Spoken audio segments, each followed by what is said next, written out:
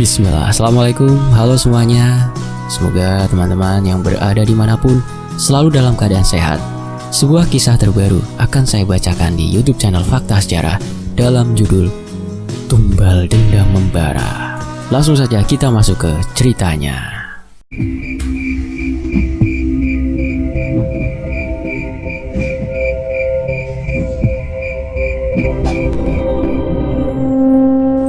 Udah aku bilang jangan kemana-mana malam-malam. Budi tersentak, bangun dari tidurnya. Keringat dingin membasahi keningnya. Suara itu, suara siapa tadi? Kamar tidurnya yang gelap terasa semakin menyesakkan. Hujan deras mengguyur atap rumahnya, menciptakan simfoni menakutkan di tengah malam. Jam dinding menunjukkan pukul 2 pagi. Tok, tok, tok. Siapa? Bisik Budi gugup. Tidak ada jawaban. Hanya dentingan air hujan yang makin keras. Budi bangkit dari kasur. Kakinya gemetar. Ia mengendap-endap menuju jendela kamarnya, mengintip melalui celah tirai. Tidak ada siapa-siapa. Gumamnya lega. Tapi ketika ia berbalik, sosok berkerudung hitam sudah berdiri di depannya. Halo Bud. Anton? Kaget ya. Sama seperti Raka waktu saat kalian bunuh dia. Budi beringsut mundur, punggungnya menabrak dinding. Tidak ada jalan keluar. Anton melangkah mendekat dengan kabel di tangannya. Tunggu, itu bukan salah aku. Oh ya? Terus siapa yang nyekek adikku sampai mati? Keringat dingin mengalir deras di pelipis Budi. Ia ingat malam itu. Malam ketika semuanya berubah menjadi mimpi buruk. Kami cuma mau nakut-nakutin dia aja, Anton. Sungguh. Nakut-nakutin? Dengan nyekek pakai senar gitar sampai matanya melotot? Anton menggenggam kabel erat-erat. Tangannya gemetaran, menahan amarah yang sudah beberapa bulan ini ia pendam. Raka gak pernah nyakitin kalian. Kenapa kalian bunuh dia? Itu kecelakaan. Kami gak bermaksud. Bohong. Teriakan Anton memecah keheningan malam. Budi terjatuh. Kakinya lemas menahan tubuhnya. Kalian gantung dia di toilet buat nutupi kesalahan kalian. Kalian biarin aku percaya dia bunuh diri. Anton melilit kabel di tangannya, menatap Budi dengan mata berapi-api. Sekarang giliran kamu ngerasain yang Raka rasain. Anton, aku mohon. Aku ada anak, ada istri. Raka juga ada kakak yang sayang sama dia. Tanpa peringatan, Anton menekan tubuh Budi ke dinding. Kabel hitam itu melilit leher korbannya dengan erat. Rasain ini, Bud. Lepas, sakit. Suara parau Budi mengingatkan Anton pada malam itu. Malam ketika ia menemukan adiknya tergantung tak bernyawa. 2 bulan aku nyari bukti kalian pembunuh. 2 bulan aku pikirin cara memberikan keadilan untuk Raka. Cengkraman Anton makin kencang. Wajah Budi memerah, matanya mulai melotot. Anton, maafin aku. Maaf? Kau minta maaf sama aku atau sama Raka? Budi tidak bisa menjawab. Nafasnya tersengal-sengal. Tangannya mencakar-cakar udara. Dulu kalian berenam nyekik dia, sekarang tinggal aku sendirian yang balesin. Mata Budi perlahan kehilangan fokus. Sama persis seperti mata Raka di foto autopsi yang Anton dapatkan diam-diam. Ini buat kamu, Dik, bisik Anton. Tubuh Budi merosot ke lantai. Anton menatap mayat itu dengan tatapan kosong. Tidak ada kepuasan, hanya kekosongan yang dalam. Ia meletakkan tubuh Budi di kursi, mengikat kabel-kabel erat di lehernya, bersih seperti yang mereka lakukan pada Raka. Anton mengeluarkan kertas kecil dari sakunya, menuliskan pesan dengan tinta merah untuk Raka. 3 hari kemudian, Sari berjalan tergesa-gesa di parkiran kampus. Hari sudah larut. Hampir semua mahasiswa pulang. Lampu penerangan mulai meredup satu persatu. Kenapa harus malam-malam sih? Gerutunya sambil mencari kunci motor. Kabar kematian Budi masih membayanginya. Polisi bilang bunuh diri. Tapi Sari tahu ada yang aneh. Mereka berenam punya rahasia yang tak boleh terbongkar. Tangan seorang menarik tasnya dari belakang. Siapa? Teriak Sari panik. Ia berbalik dan melihat sosok berkerudung hitam berdiri di antara mobil-mobil parkir. Lama gak ketemu, Sar. Suara itu, suara yang pernah ia dengar memohon-mohon 2 bulan lalu. Anton, kamu yang bunuh Budi? Bunuh? Aku cuma balesin apa yang kalian lakuin ke Raka. Sari mundur perlahan, mencari celah untuk lari, tapi Anton sudah memblokir jalan keluarnya. Dengar Anton, kami minta maaf soal Raka. Sungguh itu kecelakaan. Kecelakaan? Kalian berencana bunuh dia dari awal. Anton melangkah mendekat dengan tali tambang di tangannya. Raka cerita ke aku kalau kalian sering gangguin dia.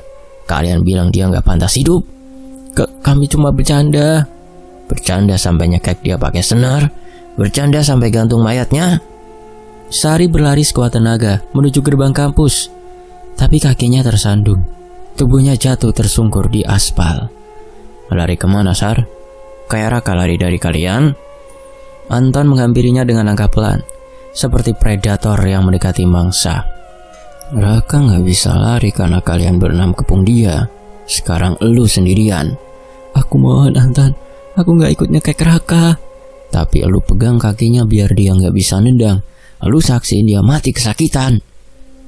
Tali tambang itu melilit leher Sari dengan cepat. Anton menariknya sampai korbannya terangkat dari tanah. Ini yang Raka rasain, Sar. Susah nafas, kepala pusing, mata berkunang-kunang. Tolong. Gak akan ada yang tolongin, sama kayak Raka dulu. Sari meronta-ronta, tangannya mencoba melepaskan ikatan di lehernya, tapi Anton terlalu kuat. Aku ingat banget wajah takut Raka di foto jenazah. Sekarang elu yang rasain. Mata Sari perlahan menutup, tubuhnya berhenti meronta. Anton menggantung mayat itu di pohon besar parkiran kampus. Ia menempelkan kertas kecil di dada korban untuk Raka. Studio musik tempat Raka dulu belajar sekarang sudah sepi. Anton duduk di bangku piano. Jari-jarinya menekan tuts dengan lembut. Dek, ingat gak? Kamu suka banget main piano ini. Suaranya bergema di ruangan kosong itu. Hanya Gema yang menjawab. Aku udah balesin 2 orang. Tinggal 4 lagi, Dek. Anton membuka tas hitamnya, mengeluarkan foto-foto korban yang sudah ia tandai silang merah. Tika, Reno, Lia, Joko. Mereka harus bayar juga. Ia menatap piano tua itu lagi. Disinilah adiknya terakhir kali bermain musik sebelum dibunuh. Tunggu aku, Dek. Keadilan buat kamu belum selesai. Pintu studio berderi terbuka. Tika masuk dengan langkah waspada. Matanya melirik segala arah. Anton, aku tahu kamu ada di sini. Anton tersenyum dari balik kegelapan. Akhirnya lu datang, Dik. Aku gak takut sama kamu. Gak takut. Padahal lu yang paling sadis waktu bunuh Raka. Dika mundur ke arah pintu, tapi pintu itu sudah terkunci rapat. Lu yang nyekek Raka pakai senar gitar. Lu yang ketawa paling keras waktu dia kesakitan. Itu dulu. Aku udah berubah. Berubah? Setelah bunuh adik aku? Hah? Anton keluar dari persembunyiannya dengan senar gitar di tangan. Sekarang giliran elu main musik terakhir. Anton, jangan gila. Gila? Aku udah gila dari 2 bulan lalu. Dari hari pertama aku tahu kalian pembunuh. Anton memaksa Dika duduk di depan piano. Senar gitar sudah siap melilit lehernya. Main untuk Elise, lagu favorit Raka. Aku gak bisa. Main! Teriakan Anton membuat Dika gemetar ketakutan. Jari-jarinya menekan tuts piano dengan gemetaran. Ting ting ting. Melodi sedih mengalun di studio gelap itu. Bagus. Terus main sampai selesai. Anton mulai mengencangkan senar di leher Dika perlahan-lahan. Rasa sakitnya Raka. Rasain ketakutannya. Sakit Anton. Dulu lu bilang ke Raka apa? Ini pelajaran terakhir buat lu. Jadi Dika masih memainkan piano, meski nafasnya mulai tersengal. Sekarang aku yang kasih pelajaran terakhir buat kamu. Krak! Jari Dika patah menghantam tuts piano. Darah segar mengalir di atas permukaan putih itu. Aduh, jariku! Jari lu. Dulu lu patahin jari Raka biar dia gak bisa nolak. Anton mematahkan jari-jari Dika satu persatu. Jeritan kesakitan memenuhi ruangan. Satu buat jempol kanan Raka, satu lagi buat jempol kirinya. Hentikan, aku minta ampun. Ampun, kayak Raka minta ampun ke kalian. Senar gitar itu mengencang sampai Dika tidak bisa bersuara lagi. Matanya melotot, wajahnya membiru. Ini yang Raka rasain, mati pelan-pelan, kesakitan. Tubuh Dika merasa dari bangku piano. Anton menatap mayat itu dengan kepuasan yang pahit. 3 sudah, tinggal 3 lagi, Dik. Anton meninggalkan kertas bertuliskan merah di atas piano berlumuran darah untuk ke Raka. Malam semakin larut. Anton duduk di atap gedung tinggi, menatap lampu-lampu kota yang berkelip. Di tangannya ada foto adiknya yang sudah kusam. Sabar ya, Dek, kakak belum selesai. Angin malah meniup kerudung hitamnya. Di kejauhan, sirine ambulan meraung-raung mengangkut mayat Dika. Reno, Lia, Joko, kalian gak akan bisa kabur dariku. Anton bangkit melangkah menuju kegelapan, dan malam masih panjang untuk menuntaskan keadilan bagi Raka. Kring, kring, kring. Detektif Hartono di sini. Suara di ujung telepon terdengar panik. Petugas jaga kantor polisi melaporkan penemuan mayat ketiga dalam seminggu. Pak, ada mayat lagi di studio musik Jalan Melawai. Hartono mematikan rokoknya dengan gerakan cepat. Kasus pembunuhan berantai ini mulai membuatnya pusing. Korban siapa kali ini? Dika Prastio, mahasiswa semester 4. Kondisinya mengerikan, Pak. Hartono meraih jaket dan kunci mobilnya. 3 mayat dalam seminggu. Semuanya anak muda. Pasti ada yang menghubungkan mereka. Aku ke TKP sekarang. Jangan biarkan siapapun masuk. 15 menit kemudian Hartono tiba di studio musik yang sudah dipasangi garis polisi. Bau amis darah menyeruak keluar dari ruangan. Bagaimana kondisi mayatnya? Tanya Hartono pada petugas forensik. Mirip korban sebelumnya, Pak. Dicekek dengan sinar gitar. Jari-jarinya dipatahkan. Ada kertas lagi. Petugas itu menyerahkan kantong plastik berisi kertas kecil bertulisan merah. Untuk Raka. Baca Hartono pelan. Siapa Raka ini? Belum tahu, Pak. Tapi sepertinya motif pembunuhan jelas, yaitu dendam. Hartono masuk ke dalam studio, mengamati setiap sudut ruangan. Piano putih ternoda darah. Bangku terjatuh, bekas perjuangan korban. Pelakunya pasti kenal baik dengan korban. Tahu kebiasaan mereka.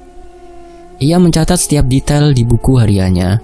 3 korban, Budi Sari Dika, semuanya berumur 20-an, bekas siswa SMA yang sama. Cari data siswa SMA Negeri 15 angkatan 2019, fokus pada nama Raka.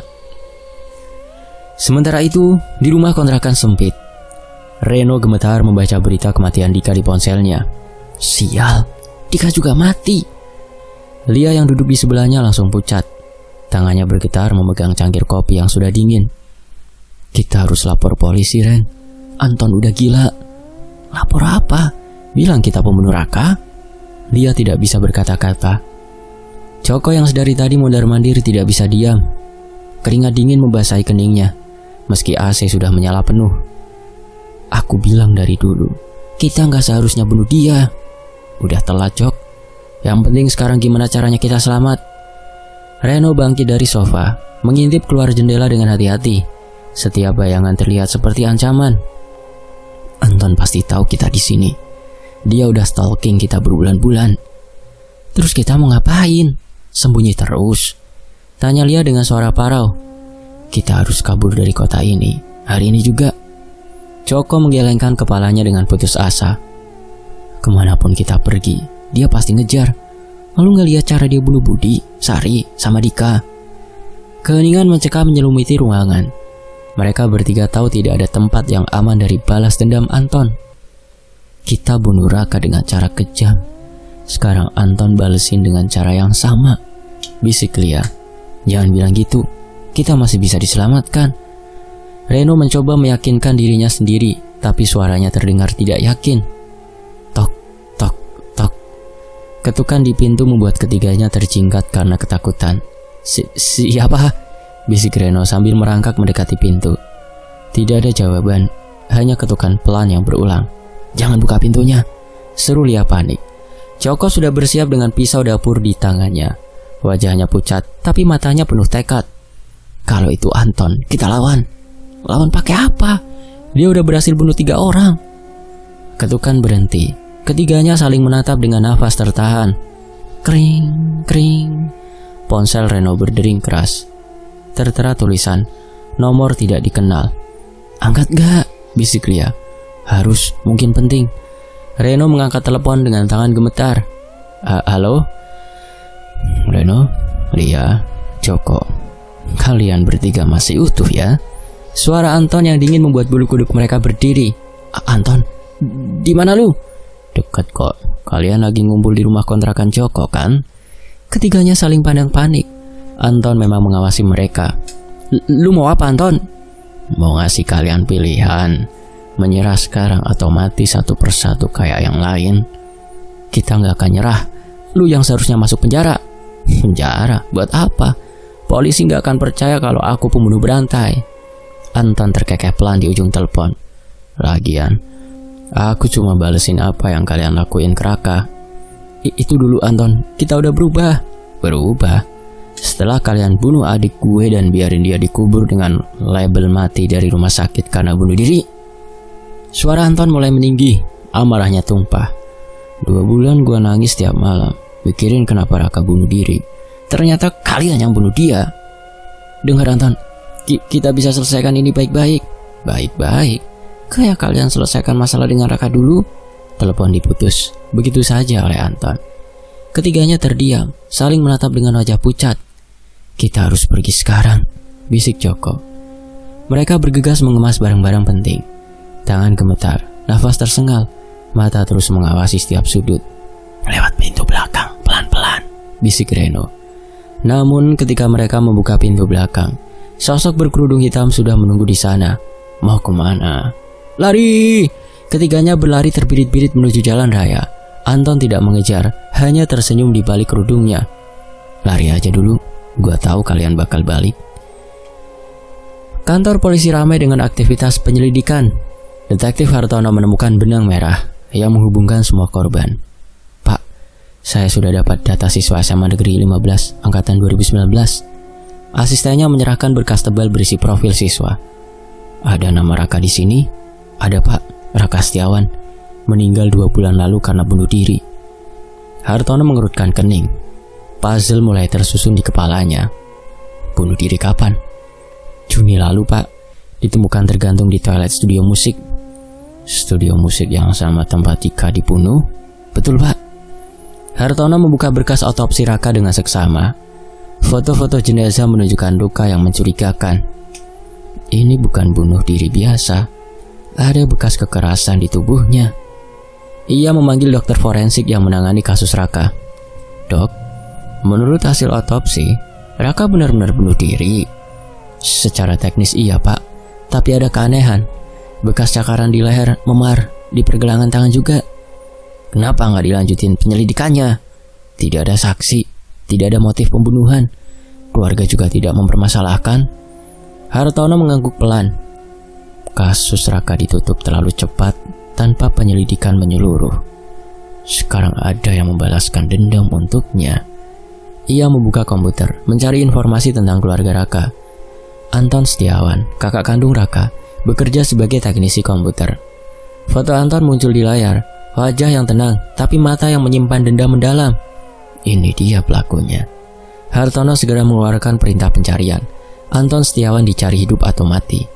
Kerahkan semua personil, cari Anton Setiawan. Dia pembunuh berantai kita. Malam semakin larut. Reno, Lia, dan Joko bersembunyi di hotel murah di pinggir kota. Mereka tidak berani pulang ke rumah masing-masing. Gua gak bisa tidur, keluh Lia sambil memeluk guling erat-erat. Kita semua gak bisa tidur. Anton bisa muncul kapan saja.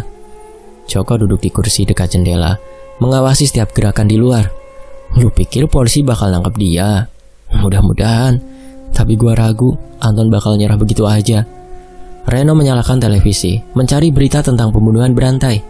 Wajah mereka bertiga muncul di layar sebagai saksi yang dicari polisi. Kita harus ngaku ke polisi. Ceritain semuanya tentang Raka. Ngaku? Berarti kita ngaku bunuh orang ya? Lebih baik di penjara daripada mati dibunuh Anton. Perdebatan panas terjadi di antara mereka. Ketakutan membuat mereka saling menyalahkan. Harusnya dari dulu kita gak usah ganggu Raka, sesal Joko. Udah telat nyesel sekarang. Yang penting gimana caranya kita selamat. Reno mengambil ponselnya, akan menelepon polisi. Gua mau lapor sekarang. Tapi sebelum dia menekan nomor, lampu hotel padam total. Kenapa lampunya mati? Generator rusak kali atau... Suara langkah kaki terdengar di koridor luar. Pelan tapi pasti mendekat ke kamar mereka. Anton, bisik Lia ketakutan. Tok tok tok. Reno, Lia, Joko, gua tahu kalian di dalam. Suara Anton terdengar dari balik pintu. Mereka bertiga saling berpelukan ketakutan. Buka pintunya. Kita selesaikan masalah ini sekarang. Pergi lu Anton, polisi udah nyari lu. Polisi? Mereka gak akan nemuin gua. Gua udah siapkan semua dari awal. Gagang pintu bergerak perlahan. Anton mencoba masuk paksa. Telepon polisi, bisik Reno panik. Tapi sinyal ponsel mereka hilang total. Anton sudah merencanakan semuanya dengan matang.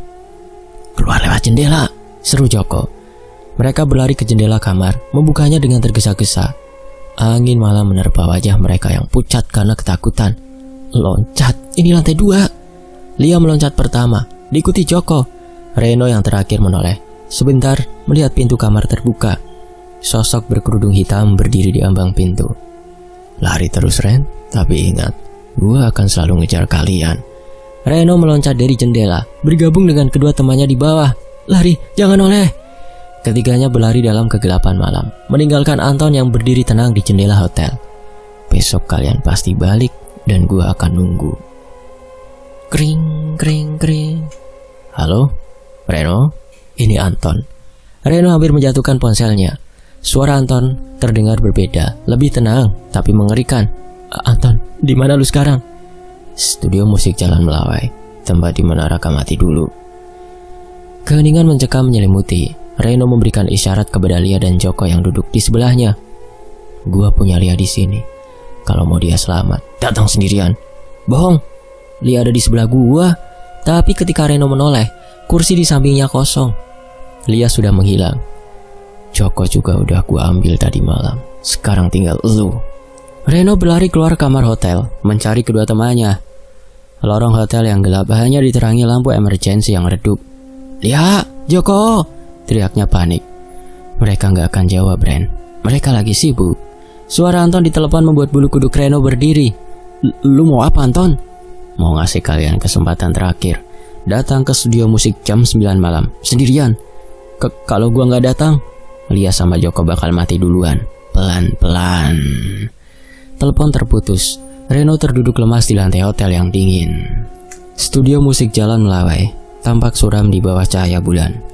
Papan tutup sementara terpasang di pintu depan sejak kematian Dika seminggu lalu. Reno berdiri di depan pintu dengan tangan gemetar. Ia tahu ini perangkap, tapi tidak ada pilihan lain. Masuk, Ren. Suara Anton bergema dari dalam ruangan yang gelap. Hanya lampu piano yang menyala, menciptakan bayangan mengerikan di dinding. Reno melangkah masuk dengan hati-hati. Matanya mencari keberadaan Lia dan Joko. Di mana mereka? Sabar, mereka masih hidup untuk sementara. Anton muncul dari balik piano. Wajahnya tertutup kerudung hitam. Kedua tangannya berlumuran sesuatu yang gelap. Darah siapa itu? Bukan darah mereka, ini darah Raka. Anton membuka kerudungnya, memperlihatkan wajah yang dipenuhi luka goresan. Matanya merah, seperti tidak tidur berhari-hari. Gua simpan darahnya di botol kaca. Setiap kali aku bunuh pembunuh dia, aku oleskan darah ini di tangan. Reno mundur selangkah mencari jalan keluar. Lu udah gila, Anton? Gila? Gua cuma balesin apa yang kalian lakuin ke adik gua. Anton menunjuk ke sudut ruangan. Lia dan Joko terikat di kursi, mulut mereka disumpal kain. Mereka masih hidup, tapi gak akan lama lagi. Lepasin mereka, Anton. Kalau lu mau bunuh gue juga. Oh, gue akan bunuh kalian semua pasti. Tapi sebelum itu gue mau kalian tahu gimana rasanya jadi Raka waktu itu. Anton berjalan ke piano, menekan beberapa touch dengan jari berdarah. Kalian inget gak lagu terakhir yang Raka mainkan? Melodi sedih mengalun dari piano tua itu. Lagu yang sama dimainkan Raka malam terakhir hidupnya. Dia nangis waktu main lagu ini. Minta ampun sama kalian. Anton, itu dulu kita udah berubah. Berubah? Anton tertawa sinis. Kalian berubah setelah bunuh orang? Ia berdiri dari bangku piano, menatap Reno dengan mata penuh kebencian. Sekarang gua mau cerita gimana cara kalian bunuh Raka. Ruangan studio seakan berubah menjadi mesin waktu. Anton mulai menceritakan ulang kejadian malam itu dengan detail yang mengerikan. Tanggal 15 Juli, jam 11 malam. Raka lagi latihan piano sendirian di sini. Anton berjalan mengelilingi Reno sambil bercerita. Kalian berenam datang dengan wajah marah. Raka langsung ketakutan. Si culun, masih berani main musik? Anton menirukan suara Budi. Kalian kelilingin dia, gak biarkan dia keluar. Reno menggelengkan kepala, berusaha mengingkari. Itu gak benar, Anton. Diam, bentak Anton keras. Cahaya lampu studio meredup. Anton mulai menceritakan flashback dengan suara yang bergetar marah. Lepaskan aku. Lepas lu bilang, mimpi. Anton menirukan dialog itu dengan sempurna. Suaranya berubah-ubah meniru setiap korban. Raka terpojok di sudut ruangan remang-remang. Kalian berenam mengepungnya kayak serigala. Budi, Sari, Dika, Reno, Lia, dan Joko. Nama-nama yang gua hafal di luar kepala. Anton berjalan mendekati Reno. Matanya menyala dalam kegelapan. Ini pelajaran terakhir buat lu. Budi cekek leher Raka dengan kencang. Adik gua berusaha meronta tapi percuma. Anton mengepalkan tangannya, menunjukkan gerakan mencekik. Kedua tangannya dipegang kuat sama Dika dan Reno. Iya Reno, lu ikut pegang tangan adik gua. Reno menutup wajahnya dengan tangan, tidak sanggup mendengar detail kejadian itu. Joko sama Sari menahan kedua kakinya, biar dia gak bisa ngelawan. Lepas, sakit. Anton menirukan suara Raka yang tersengal-sengal. Nafasnya terputus-putus. Nafas dia terputus-putus. Wajahnya memerah karena kesulitan bernafas. Dan kalian tahu apa yang kalian lakuin? Kalian tertawa. Anton berteriak keras, suaranya bergema di dinding studio. Tertawa melihat adik gua kesakitan. Tertawa melihat dia hampir mati. Anton mengambil senar gitar dari sudut ruangan, mengacungkannya ke wajah Reno. Tiba-tiba Dika melepaskan cengkraman di tangan Raka. Dia berlari ke sudut ruangan. Raka sempat hampir berhasil mendorong tubuh Budi dengan sisa tenaganya. Tapi Joko langsung menggantikan posisi Dika. Kalian kompak banget bunuh orang. Anton melilit senar gitar di tangannya, menunjukkan kepada Reno. Dika, ngapain sih lu? Anton menirukan suara Sari yang protes. Dik, itu buat apaan? Suara Lia yang terperangah. Gua mau buat pertunjukan dengan senar ini guys. Anton menirukan seringnya Dika. Reno mundur ketakutan melihat senar gitar di tangan Anton. Anton stop, gua gak kuat dengerin ini. Gak kuat? Raka juga gak kuat waktu itu. Tapi kalian tetap lanjutin. Anton mengikatkan senar gitar di lehernya sendiri, menunjukkan bagaimana Raka dicekik. Dika, ikat senar ini di leher Raka. Pelan-pelan. Biar dia merasakan sakit yang lama. Mata adik gua melotot ketakutan. Wajahnya berubah biru. Lidahnya mulai menjulur. Dan kalian masih tertawa. Masih menikmati pertunjukan kematian.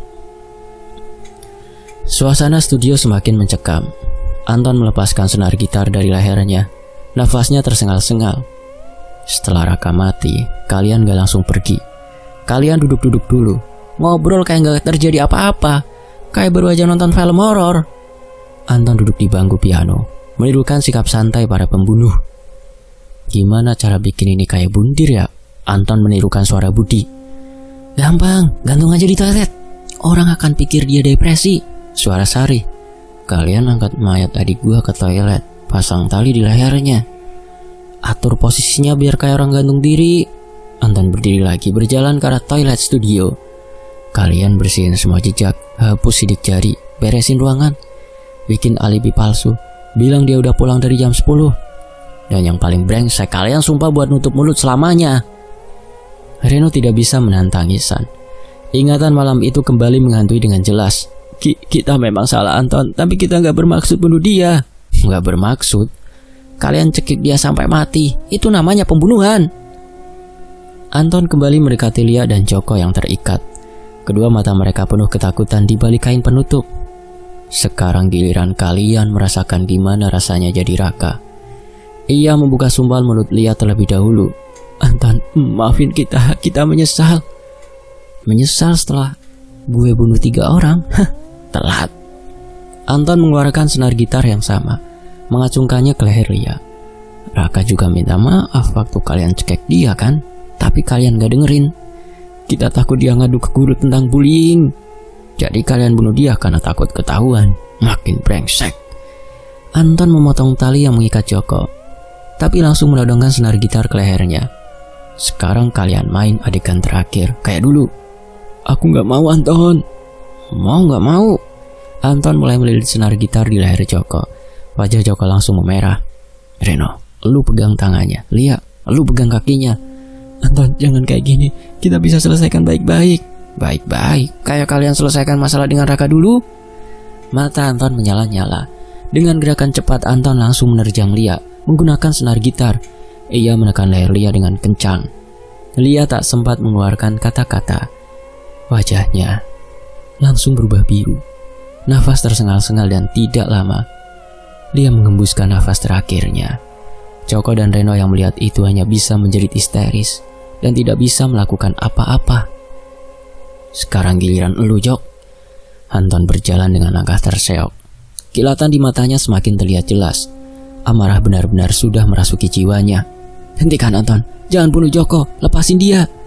Reno berusaha menghentikan Anton dan membuat negosiasi. Tapi sudah terlambat.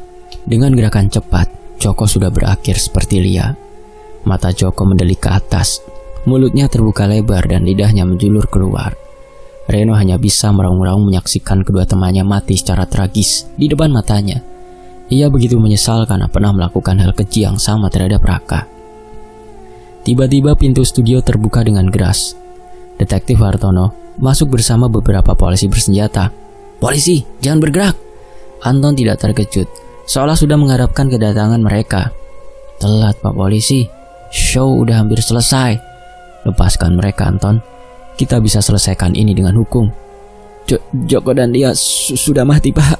Reno menyahut dengan suara parau. Hukum? Kayak hukum yang adil buat Raka dulu. Anton masih memegang senar gitar di leher Reno, menggunakannya sebagai tameng. Kalian tutup kasus adik gua tanpa penyelidikan proper. Bilang dia bunuh diri. Kita akan buka kembali kasusnya, tapi lepaskan dia dulu. Gak ada gunanya sekarang, Raka udah mati. Keadilan cuma bisa didapat dengan cara ini. Hartono mencoba mendekati Anton perlahan-lahan. Anton, kamu masih muda. Jangan rusak hidup kamu karena dendam. Hidup gua udah rusak sejak Raka mati. Sekarang gua cuma mau beres-beres. Anton menarik senar gitar lebih kencang. Reno mulai kesulitan bernafas. Tiba-tiba saja angin kencang berbau anyir menerpa wajah mereka yang ada di studio, membuat bulu kuduk mereka meremang. Bau apa ini? Tanya salah satu polisi. Tidak tahu. Lampu berkedip-kedip menciptakan suasana yang mencekam. Jantung Anton berdegup kencang. Ia tahu aroma apa ini. Pertanda Nyai Ratu Linggi datang. Tanpa sadar Anton merenggangkan pegangan senar gitar dari leher Reno, membuat Reno tidak menyia-nyiakan kesempatan. Reno mendorong tubuh Anton yang tidak siap hingga terjungkal dan segera berlari. Namun tiba-tiba saja tubuh Reno terangkat di udara, membuat Anton dan para polisi beringsut mundur. Aroma anyir dan kemenyan semakin menyengat menyeruak di sekitar mereka. Tolong aku! Reno meronta-ronta. Kedua kakinya menendang-nendang udara. Tangannya berusaha meraih sesuatu yang tak kasat mata. Apa yang sebenarnya terjadi? Detektif Hartono terperangah. Selama ini ia tidak pernah melihat hal-hal di luar nalar seperti ini. Terdengar tembang lagu Jawa yang berhasil membuat bulu kuduk mereka meremang. Tubuh Anton bergetar hebat. Tidak lama terlihat siluet besar yang menyerupai sosok wanita cantik mengenakan kemben dan baju kerajaan. Wajahnya tidak terlihat karena membelakangi mereka. Nyai Ratu, bisik Anton pelan. Angin semakin kencang membuat peralatan studio berterbangan. Anton dan yang lainnya terlihat panik dan berusaha menyelamatkan diri. Piano besar menghantam tubuh Reno yang sejak tadi mengambang di udara. Keluar darah segar dari mulut dan hidung Reno. Priak! Reno dan piano itu menghantam Upin dingin. Darah muncrat kemana-mana. Kepala Reno hancur. Pak Hartono dan dua orang polisi lainnya berhasil melarikan diri. Akan tetapi mereka tidak bisa keluar jauh dari sekitaran studio. Hanya bisa berlarian berputar-putar di tempat yang sama. Studio musik itu berubah menjadi kacau balau. Semua barang berserakan bersama ketiga mayat korban. Anton! Suara serak dan menggelegar tiba-tiba saja terdengar. Tubuh Anton semakin bergetar hebat. Keringat dingin membasahi sekujur tubuhnya. Anton berusaha melarikan diri tapi kakinya seakan-akan tertanam. Nyai Ratu, ada apa? Balas Anton dengan tergagap. Suara Anton terdengar gugup dan ia tidak berani mengangkat kepalanya. Bagus sekali, kau sudah menipuku. Tubuh Anton tiba-tiba saja terangkat di udara. Tolong lepaskan saya, Nyai. Apa salah saya? Apa salahmu? Kau masih berpura-pura, hah? Tubuh Anton terombang-ambing di udara. Beberapa kali menghantam plafon studio, membuat Anton menjerit kesakitan. Berani-beraninya kau menipuku. Kau tidak hanya bersekutu denganku, tapi kau juga memiliki kekuatan lain. Tapi aku tidak menipumu, Nyai. Aku juga tidak melanggar perjanjian. Anton berusaha membela diri.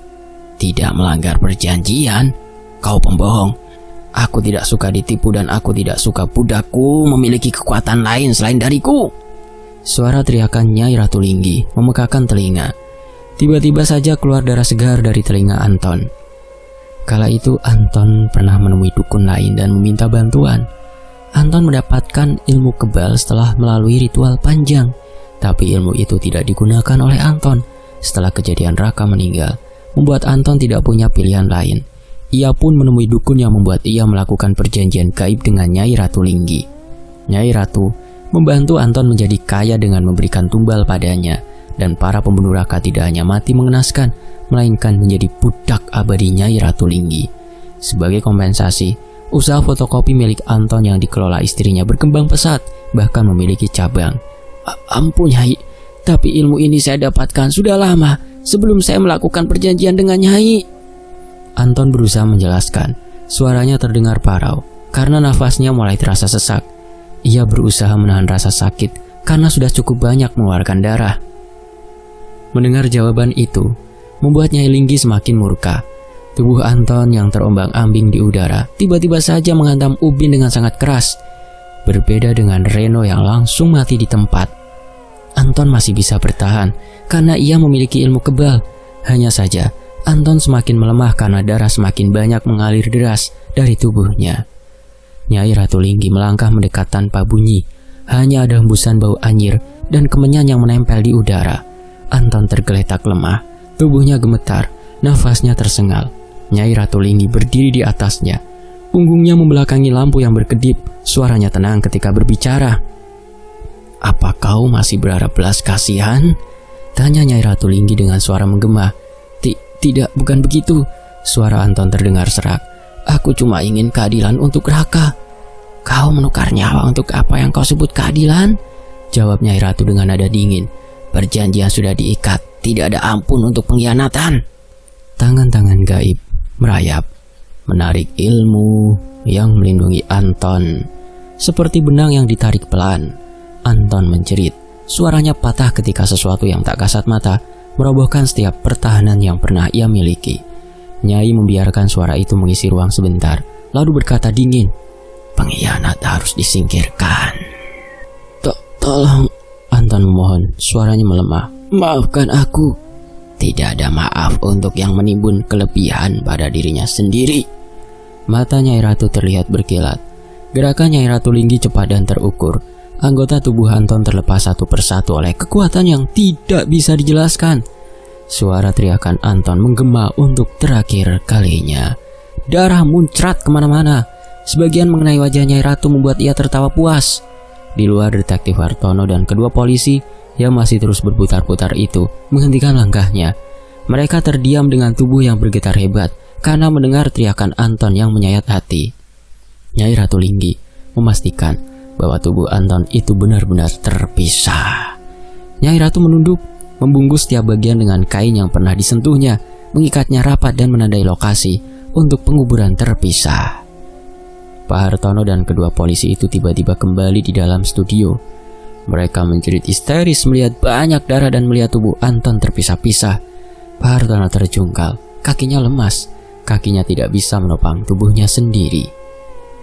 "Kuburkan potongan-potongan tubuh itu di tempat yang terpencar," perintah Nyai Ratu kepada Pak Hartono dan kedua polisi itu.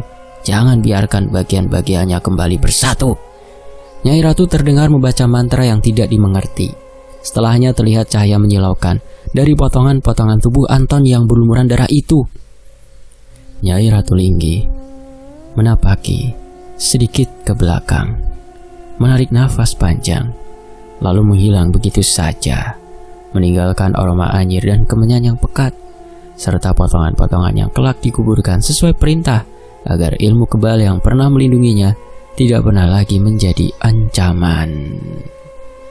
Pak Hartono dan kedua polisi itu sempat mengalami syok berat, tapi setelahnya meminta bantuan untuk menguburkan potongan-potongan tubuh Anton sesuai instruksi Nyai Ratu Linggi. Keluarga para korban hanya bisa meratapi nasib anak-anaknya setelah mendengar penjelasan detektif Hartono. Kasus pembelian Raka menjadi pelajaran untuk semua orang, karena dengan bullying yang berlebihan bisa merenggut nyawa orang yang tidak bersalah. Studio musik itu ditutup permanen, menjadi tempat yang mengerikan dan tidak ada seorang pun yang berani mendekat. Begitulah sebuah dendam yang membara, membuat sang pemilik dendam akan sama-sama menjadi abu dan bahkan lebih mengerikan dari itu. Tamat. Terima kasih untuk penulisnya, Kak Miasan. Dan terima kasih buat teman-teman yang sudah menyimak sampai selesai. Fakta Sejarah pamit, mohon maaf jika ada intonasi yang kurang pas. Sampai jumpa di kisah berikutnya. Wassalamualaikum, tetap di Fakta Sejarah. Alhamdulillah.